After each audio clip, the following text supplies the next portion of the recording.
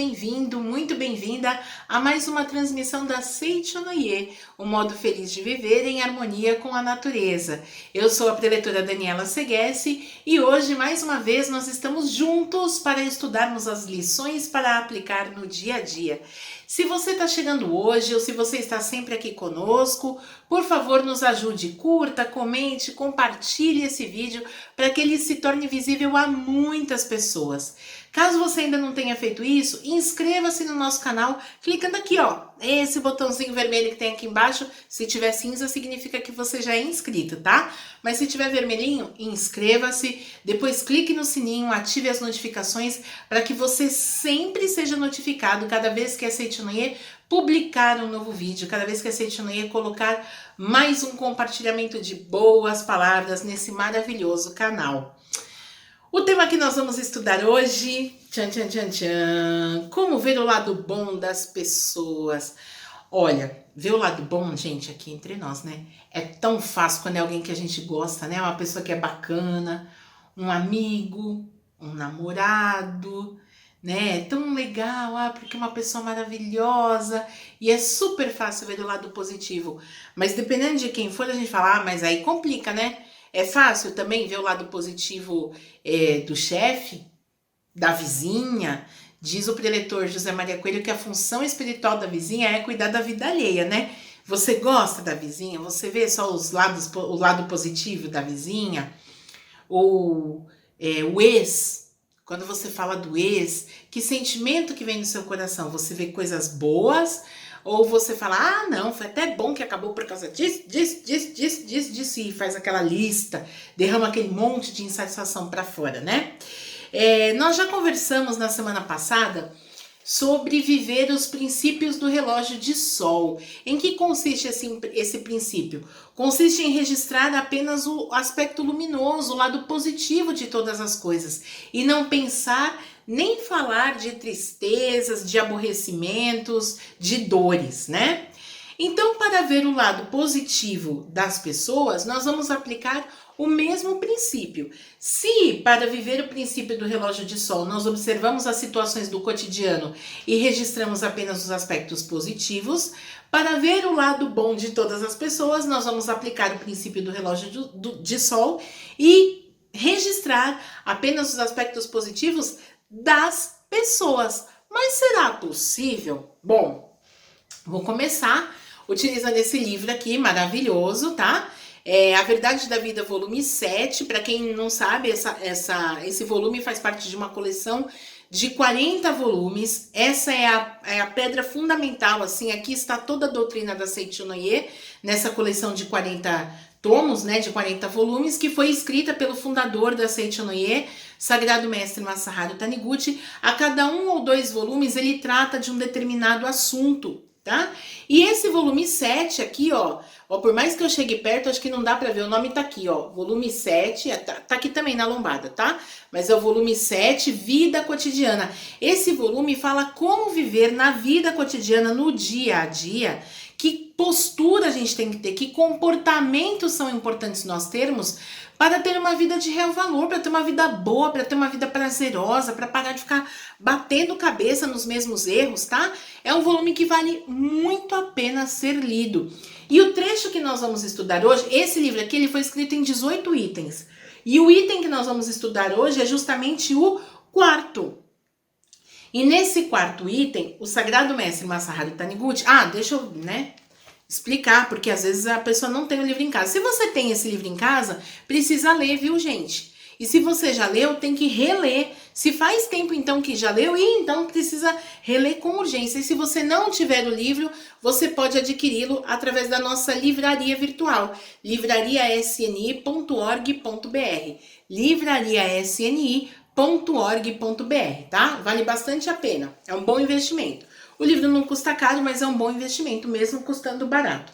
E aqui na página 44 desse livro, o professor Masaharu Taniguchi escreve o seguinte: reverenciar a imagem verdadeira da vida do próximo é não falar nem pensar na aparente maldade de uma pessoa, e sim reverenciar a natureza divina que constitui a sua essência.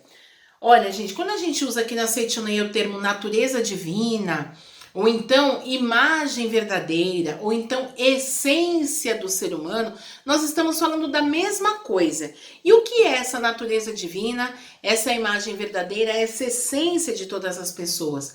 Constitui o ponto mais puro, é a própria pessoa, é a coisa mais genuína, tá? E aí você pode pensar assim: ah, não, Daniela, as pessoas boas têm isso, mas as pessoas más não. Ao contrário, todas as pessoas possuem essa imagem verdadeira da vida ou essa natureza divina, ou seja, todos os seres humanos foram criados à imagem e semelhança de Deus. E se Deus é bom, tudo que foi criado à sua imagem e semelhança também é bom. Mas por que às vezes a gente não consegue enxergar essa natureza divina, essa bondade, essa bem-aventurança, essa imagem e semelhança de Deus em todas as pessoas? Porque às vezes ela age de uma determinada forma que não expressa, não é fiel à sua natureza divina, e a gente rotula essa pessoa. Ah, ela é de tal jeito. E a gente fica com a mente tão presa nesse rótulo que a gente não consegue enxergar o que vem depois.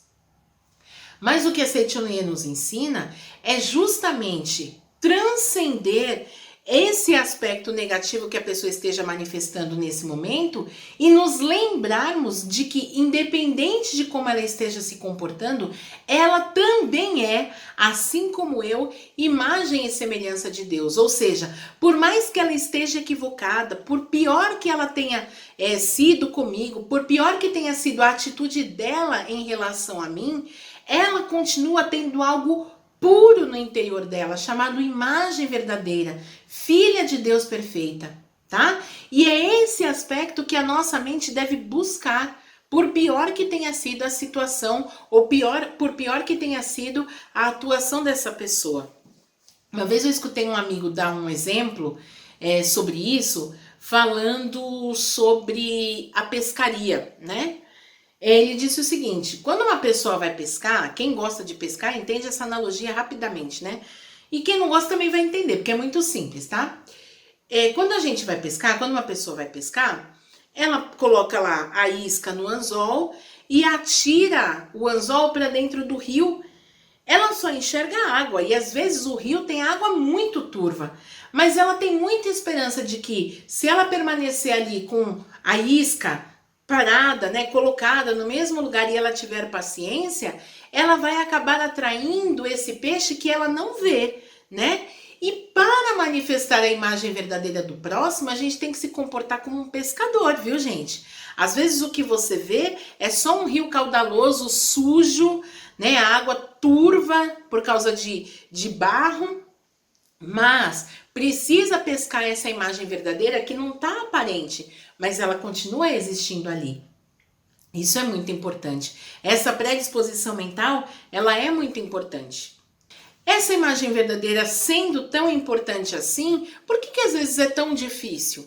Né? Por que às vezes a gente não quer persistir naquela crença de que, olha, por pior que seja a situação, nesse rio tem peixe. Ali tem a imagem verdadeira, ali tem uma coisa maravilhosa, ali tem algo que continua sendo puro, independente do que esteja acontecendo. Aí o professor escreve aqui no finalzinho da página 44, ele diz assim: por que deveria você tornar-se infeliz e deixar-se prender pela engrenagem do mal cometido por outra pessoa? A sua mente não é algo que possa perder a serenidade pelo mal praticado pela outra pessoa. Então ele diz assim, ó, que quando você quer negar que ali na outra pessoa continua existindo um aspecto que não se queima no fogo, não se afoga na água e que não se torna impuro simplesmente porque a pessoa errou, né? Se você está sofrendo e não consegue chegar nesse ponto, é porque a sua mente ficou ali, ó, apegada por aquele aspecto negativo que a pessoa manifestou uma vez, né? Por aquela aparente maldade, por aquele erro que a pessoa cometeu, por aquela falha que a pessoa cometeu. Ou seja, a sua mente está ali encalacrada na falha de tal forma que não consegue jogar a isca para pegar o peixe, né? Fica só olhando e falando, ah, não, esse rio turvo aqui é impossível ter peixe. Água tão suja assim, impossível ter algum bicho que more aqui, tá? Então o que a gente precisa fazer? Precisa lançar essa isca, né? Precisa buscar a imagem verdadeira dessa pessoa e precisa reverenciar a imagem verdadeira dessa pessoa. Eu acredito que tenha sido por isso que Jesus tenha nos ensinado a amar os nossos inimigos, né? E por que ele nos ensinou a amar os nossos inimigos? Porque amar os amigos é fácil, eles fazem coisas que são agradáveis para nós. Já existe um ponto em nós que nos faz confiar que, por pior que seja a conduta dele, eu sei como ele é. Então eu sei que ele é uma pessoa boa, eu sei que tem algo bom ali. Mas aqueles que sempre pisam na bola conosco, estão sempre nos prejudicando de alguma forma, que na nossa mente acaba tendo a ideia de prejuízo associada a essa pessoa, que a gente possa enxergar como inimigo, aí sim está o nosso exercício da pescaria da imagem verdadeira, né? É fácil você acreditar na bondade daquele que você ama, mas daquele que sempre te traz prejuízo, aí é que está o exercício da sua mente. E tem uma coisa interessante que o professor Masaharu Taniguchi também fala aqui nesse volume 7. Ele fala que quando a nossa mente fica extremamente apegada à falha de uma pessoa, nós estamos nos nivelando exatamente nessa mesma... nós estamos nos equiparando exatamente nesse mesmo nível dessa maldade dessa pessoa, dessa falha. Tá? Nós estamos no mesmo valor da falha dessa pessoa, porque a nossa mente se apegou, então nós fazemos com que a nossa mente seja atraída para essa situação, então nós estamos na mesma sintonia, na mesma vibração. Por isso, se algo é desagradável, eu preciso treinar a minha mente para tirar o foco o quanto antes dessa falha. E tem outra coisa, tem uma brincadeira que as pessoas costumam fazer, né? Ou uma analogia, uma forma de interpretar que diz assim: quando a gente aponta a falha do outro, existe um dedo apontado para o outro, mas outros tantos voltados para nós.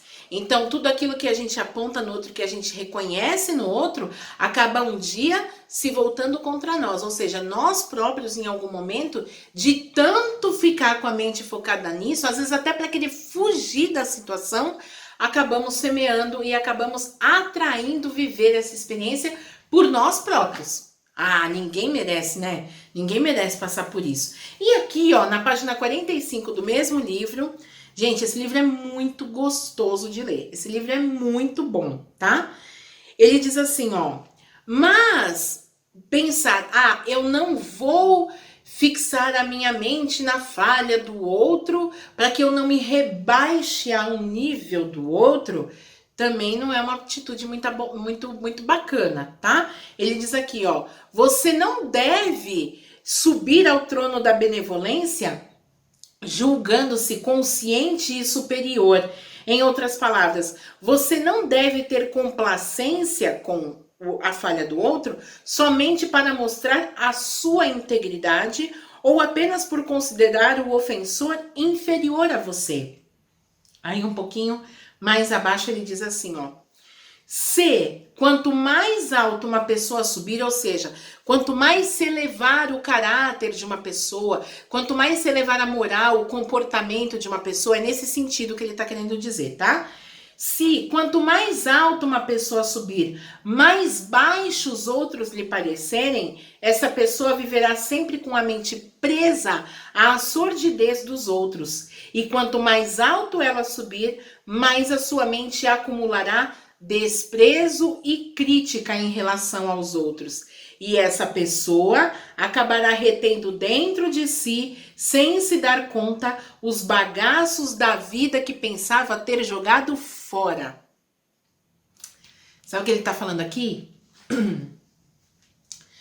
Quanto mais você se aprimora, quanto mais o seu caráter se eleva, quanto melhor você se torna enquanto pessoa se expressando nesse mundo fenomênico, mais você deve compreender a trajetória de cada pessoa e não pensar que você está numa situação superior em relação ao outro. Nesse exato momento em que você se coloca numa situação de superioridade observando as falhas do outro como baixeza de comportamento, você está segurando esses bagaços do comportamento do outro na sua mente. E tudo aquilo que você semeia na mente acaba se concretizando. Nossa, mas preletora, será que é possível? Olha, o fato é que nós estamos sempre convivendo uns com os outros. E convivendo uns com os outros, muitas vezes a gente aprende o que não deve fazer, justamente observando o comportamento, tanto de acerto quanto de erro das outras pessoas.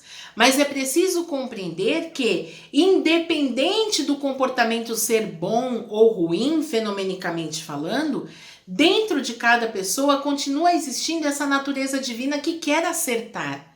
Ninguém erra, gente, isso é um fato, ninguém erra nessa vida consciente de que está errando. Ah, eu tô errando mesmo, por isso que eu vou fazer. Não, todo mundo que erra, por mais ridículo que seja o erro, todos os erros que nós cometemos na vida cotidiana, cometemos achando que de alguma forma aquilo nós temos razão para fazer, aquilo está certo de alguma forma. Tá?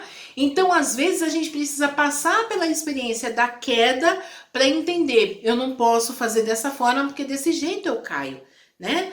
Mas, se você não é a pessoa que está cometendo a falha, ao invés de fazer o julgamento, observe a natureza divina que está tentando se expressar por trás daquela atitude incorreta. E quando a pessoa disser, nossa, eu errei, diga, não tem problema. Todo mundo já errou, o importante é que você já descobriu que está errado e você dar o passo além do erro. E a gente ajuda muito as pessoas a serem melhores quando nós aceitamos o tempo de cada um, né?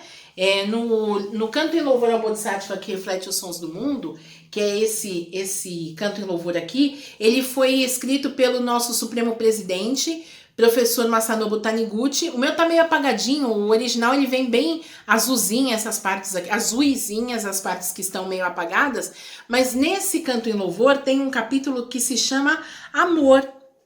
E nesse capítulo, o professor, também, assim como a Sutra, o diálogo de um anjo e de um querubim, e aí o querubim pergunta assim, o anjo, não foi desse jeito, tá? Mas é só para eu resumir aqui. Ele fala, o anjo, se todo mundo tem a natureza divina e a natureza divina é acertar, por que Deus deu para o ser humano a capacidade de errar? Ou seja, por que Deus deu o livre-arbítrio para o ser humano fazer o que está certo ou o que não, se a natureza divina dele, que é de filho de Deus, é de fazer sempre o que está certo, né? Em vez de cometer erro, o mais apropriado não seria Deus ter dado para eles a capacidade só de acertar? Né? Ó, é uma boa pergunta, né? E aí, o anjo responde para o querubim, olha, para você entender isso, não esqueça das suas memórias da infância. Lembra quando você era criança, né? Quantas vezes você errou? Aí ele fala assim, só para eu não perder nada, ele falou assim, ó, todas as pessoas começam a engatinhar com suas mãos e joelhos e em breve caminham com os 2 pés. Ao ver um bebê engatinhando, achais vós que ele está cometendo algum erro? Né? Já que o normal do ser humano é andar com os 2 pés, quando o bebê está engatinhando, você acha que ele está errado? E aí o querubim respondeu, não, meu mestre, né? Falou pro anjo, não, o bebê que engatinha, ele não tá errado. Aí ele continua aqui, ele tá no processo de expressão da capacidade de andar, ou seja, ele não sai andando, ele começa engatinhando, depois ele vai ganhando autonomia e um dia ele sai andando, né? Aí o anjo falou assim, então eu vou te fazer uma outra pergunta. Você acha que o bebê que engatinha está sofrendo porque ele não tá andando, porque ele tá engatinhando?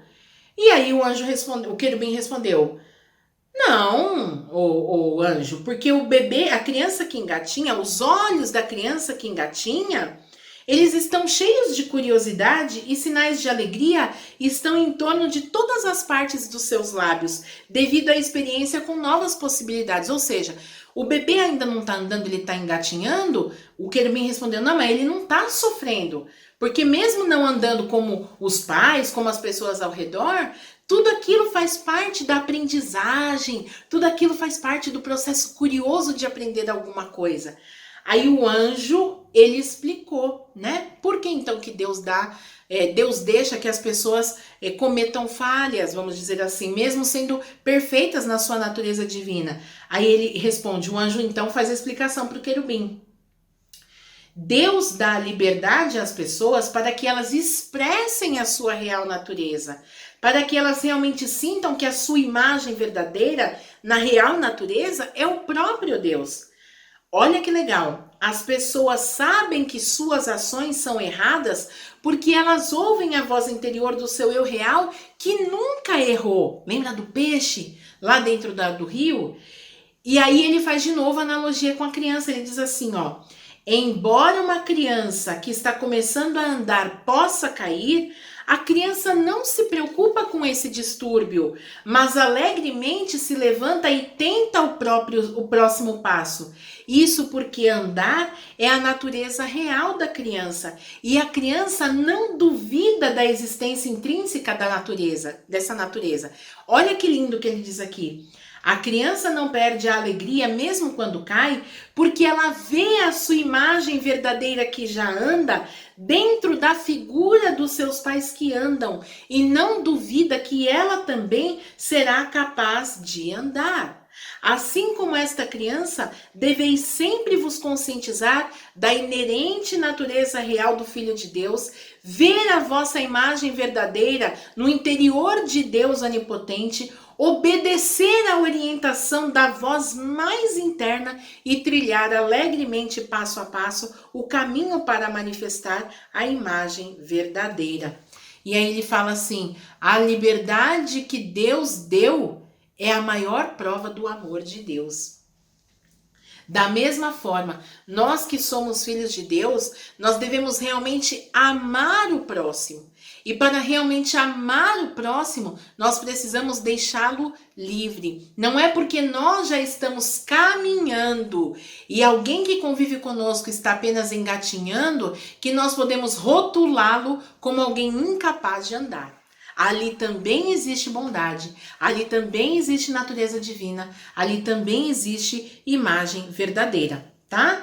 E aí nós precisamos entender então que quando as pessoas falham, elas não se tornam imperfeitas, elas continuam tendo a sua natureza divina, elas continuam sendo imagem e semelhança de Deus. Ninguém é o erro que cometeu. Tá? E aqui o professor Masaharu Taniguchi, ele escreve no finalzinho da página 45, ele escreve assim: o espírito de reverência, lembra que ele falou de reverenciar a natureza divina do próximo? Ele diz aqui, ó, o espírito de reverência consiste em não se deixar prender à aparente imperfeição do homem. Consiste em ver apenas a natureza divina que constitui a essência do homem, não importando quão grande seja a sua aparente maldade ou imperfeição. Sabe o que significa, gente? Significa separar o joio do trigo. Ou tem também uma máxima que as pessoas usam que diz que é separar o pecador do pecado. Ou seja, a pessoa que comete o erro do erro cometido. A pessoa que comete o erro, que está equivocada, ela não é o equívoco em si. Deu para entender? Ela se enganou, mas ela não é o engano em si. Ela continua sendo natureza divina, ela continua sendo imagem verdadeira, ela continua sendo filha de Deus perfeita. É isso que nós precisamos compreender. Ninguém é uma coisa só também, viu, gente? A gente erra, mas a gente não é só aquilo, né? Então, por exemplo, você pode ter alguém que você não consiga ver o aspecto positivo, por exemplo, porque ele seja mal-humorado, e aí você botou lá um rótulo de mal-humorado e só enxerga o mal-humorado, mas talvez ele seja uma pessoa que se expresse de maneira mal-humorada, mas que também seja generosa com as outras. Ou então, aquele ali não dá para contar porque ele não é pontual, ele tá sempre atrasado, mas de repente ele tá sempre atrasado, só que é um excelente amigo, né? Então, o que a gente tem que fazer? Não tem que tapar os olhos e dizer que a pessoa não tem falha? Não, não é isso. Ele tá engatinhando na questão da pontualidade, ele tá engatinhando na questão do humor, mas em outras coisas ele já tá bem adiantado, em outras coisas ele já caminha. Então, o que nós devemos fazer? Observar os aspectos em que ele já caminha e ressaltar esses aspectos. Ou seja, nós devemos focar a nossa mente naquilo que é realmente maravilhoso. E por que eu preciso fazer isso então? Se é ele que está engatinhando, o problema é dele. Não, lembra o que o mestre falou antes? Que quando a gente fixa na nossa mente a falha de alguém, nós estamos rebaixando o nosso caráter para este mesmo nível. E nós também passamos por um determinado ponto de aprendizado em algum momento da nossa vida. E neste exato momento, por mais elevado que seja o nosso caráter, nós continuamos passando por algum momento de aprendizado na nossa vida. Existe algo em que nós ainda estamos engatinhando. Porque quando a gente ficar diplomado em tudo, não tem mais razão para a gente se expressar nesse mundo fenomênico material. Aí a gente já pode voltar para o mundo espiritual. Deu para entender? E aí, o professor ele fala assim, que os diferentes cenários, as diferentes situações, para cada um de nós vamos nos expressar de maneira diferente. Aqueles que já estiverem caminhando dentro daquele cenário, daquela situação, ele vai lidar melhor com aquilo do que aquele outro que está apenas engatinhando. É isso, tá? E aí, o professor ele fala, independente, tá até nesse volume 7 mesmo, o professor Masaru Taniguchi ele diz assim, nós precisamos entender que independente do que esteja se apresentando, ali existe um valor que jamais se muda, né? Jamais se modifica. Se eu pegar aqui uma cédula de R$200, vocês sabem que existe essa cédula, né? Elas tem pouco número ainda circulando, mas já existe uma cédula de R$200. Se eu pegasse aqui uma cédula de R$200, quanto ela valeria? Ela valeria R$200. E se eu amassasse essa cédula, quanto ela valeria? R$200. E se eu molhasse essa cédula, quanto ela valeria agora? Os mesmos R$200. E se eu pisoteasse essa cédula, quanto ela valeria? Os mesmos R$200. E se eventualmente aqui tivesse um excremento e ela caísse em cima e se sujasse, quanto valeria essa nota? Mesmo suja, ela valeria R$200. Aí o professor faz uma analogia e diz, a natureza divina do homem também continua tendo o mesmo valor infinito de filho de Deus, independente de ter sido amassado, sujo, molhado, enfim, pisoteado, não importa, né? Independente das falhas, independente das vezes que caiu, o valor dele continua sendo o mesmo. E não é valor de R$200, não, gente. É o inestimável valor de ser um filho de Deus, maravilhoso, imagem e semelhança de Deus. E aí, pra gente fechar aqui, o professor diz assim, ó, na página 46, ele fala assim, como alcançar, parece difícil, né? Ah, Daniela, é fácil com gente que a gente gosta, mas com gente que a gente não gosta, que só pisa na bola, a gente ajuda, a pessoa pisa na bola de novo, aí é complicado. O mestre fala, não é complicado não, tá? Precisa fazer uma coisinha aqui, ele diz, como alcançar um estado espiritual que nos permita reverenciar a natureza divina de todas as pessoas, até mesmo das que estão neste momento nos prejudicando? Para isso é preciso treinamento mental. Como é que a gente faz o treinamento mental? Ele fala, você precisa treinar sua mente no sentido de fazer o máximo para ver refletido no espelho da sua mente o lado positivo, as qualidades dos outros. E aí, gente, para isso tem um exercício fantástico. Eu acho maravilhoso. Que a gente usa na Seichonoye, chama-se Diário de Elogios, tá? Ele também está disponível na nossa livraria virtual, livrariasni.org.br. Esse Diário de Elogios, nas páginas que nós vamos fazendo o exercício do Diário de Elogios, nós vamos colocando palavras que reconheçam o peixe. O que é o peixe mesmo? É a natureza divina, tá?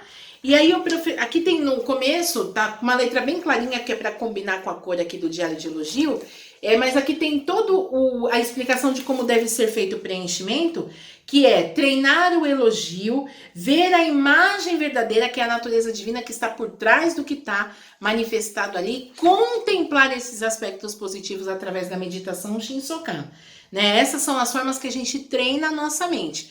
E aqui, esse diário de elogio, ó, o meu tá preenchido, esse diário de elogio eu ganhei de uma amiga, a preletora Juliana Borba. Ela preencheu, a gente fez um amigo secreto de diário de elogios, e ela preencheu e me entregou. Ela escreveu várias coisas aqui maravilhosas, tá? E às vezes a gente pensa assim, como é que eu vou escrever um diário de elogio se eu não estou enxergando nada, né?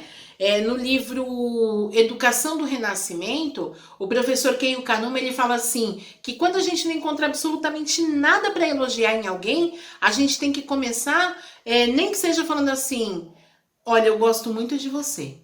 Ou então, olha, dentro de você existe a mesma perfeição que existe dentro de mim.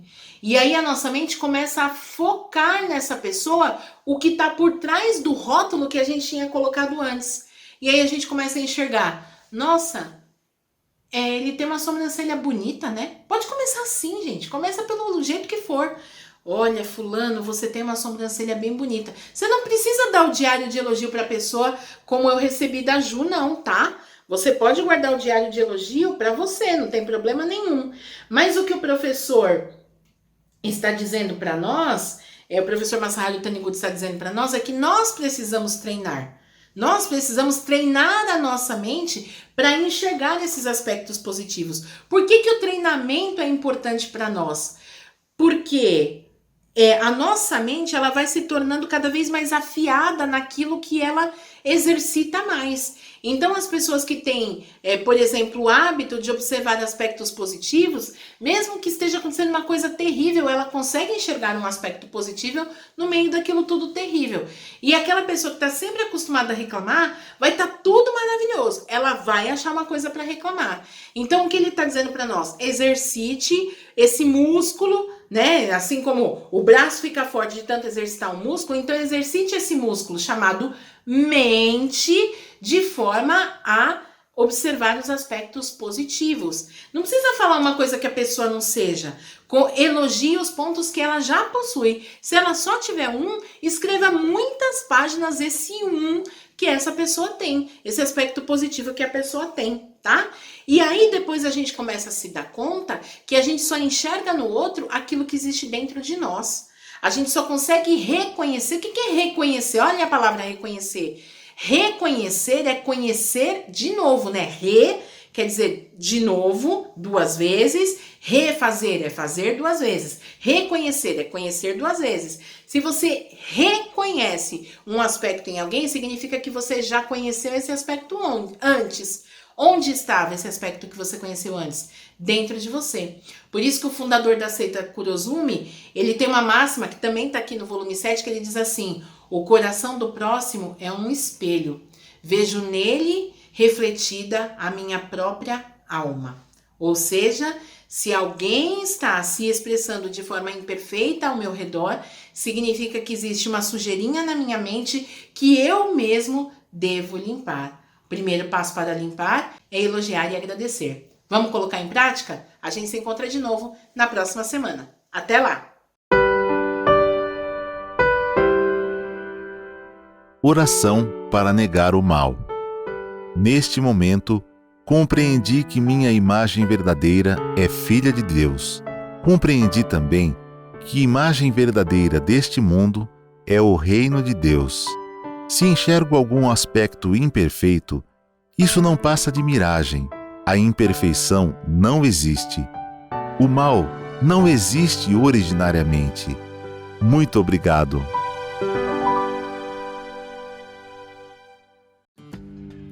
Siga reto, sempre em frente.